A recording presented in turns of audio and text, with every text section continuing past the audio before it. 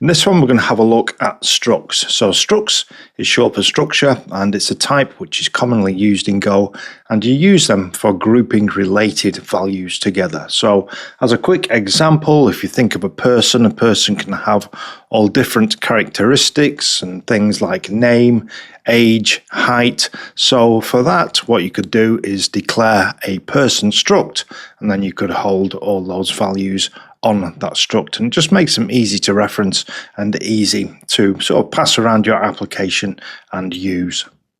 Okay, so how do you create a struct?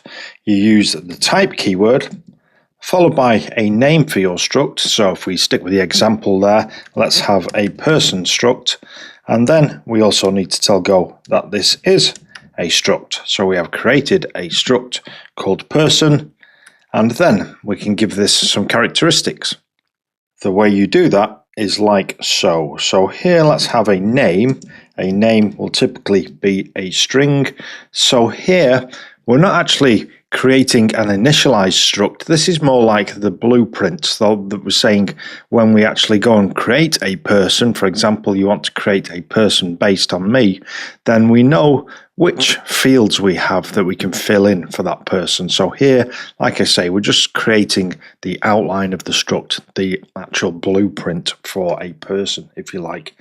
And then we'll have an age, and an age will be an int. Okay, and then now that our person struct exists, let's actually go and initialize one. So here, I'm going to say P.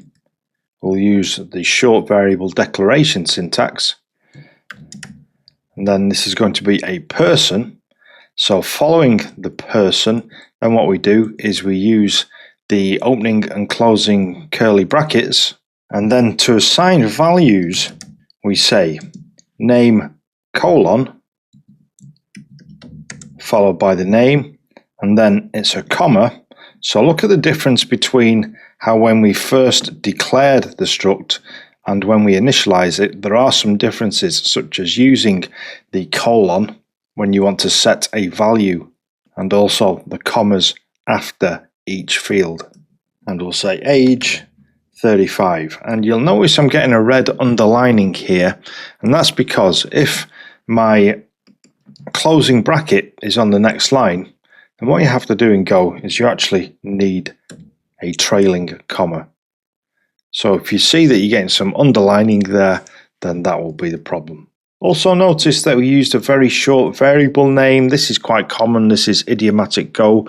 You'll see a lot of short variables. What I think about that, I prefer sort of coming from other languages. We use quite verbose long variables, which are quite descriptive, but in Go you'll see a lot of these short variables, and it's probably best to just stick with what is being used on the project. If they're using short variables on there, then just stick with idiomatic Go. As long as it's obvious, or as long as it's easy to figure out what the variable represents, then that should be okay.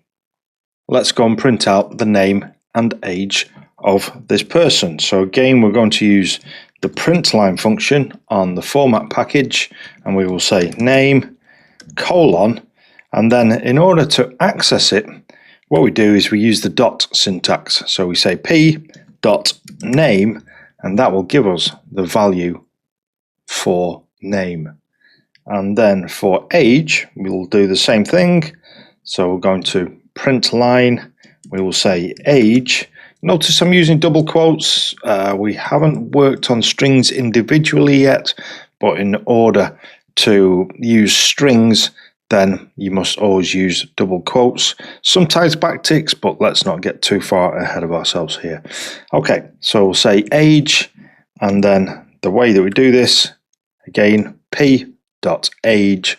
So we're accessing age of the person. We assign the person to this p variable, and now we should print out that name, Alice, and the age, 35. So let's go and run this. Go run main.go. Okay, and so we see name, Alice, age, 35. Okay, now let's have a challenge. So here's what you're required to do. Create a struct called book with the following fields. So we'll have 3 fields, title, author, and year. Title will be a string, author will be a string, and year will be an integer. Once you've done that, just initialize a book and set the fields to anything you like, and then like I did, just print them out using format println. So pretty sure you can do this. Pause me now and give that a go. Okay, so the way you declare it is exactly the same as what I did with person, but this time it's going to be a book and it's going to be a struct. So far, so good. And then the fields that we want are title, which will be a string, author, string, year, int. And then what we want to do is initialize this. So we'll say B. So it'll be a book, and then we need the opening and closing curlies, and then we just assign values to the fields. Remember colons and commas. When initializing any struct, always remember colons and commas, and you'll not go wrong. So we'll say title, go in practice, author, colon, say Alice Smith, then year, we'll say 2025, and remember, because this is on the next line, what we need to do is make sure we have a trailing comma, and then we just need to print out all these values. So again, using the dot syntax, we're just going to print those out. b.title, b.author, b.year. Let's go and run this. Go run main.go. Title, go in practice, author Alice Smith, year is 2025. Okay, so there we've learnt how to declare a struct using the type keyword and the struct type. We've seen how to initialize and assign a struct to a variable, and then how to actually access the fields on it later in the program using the dot syntax.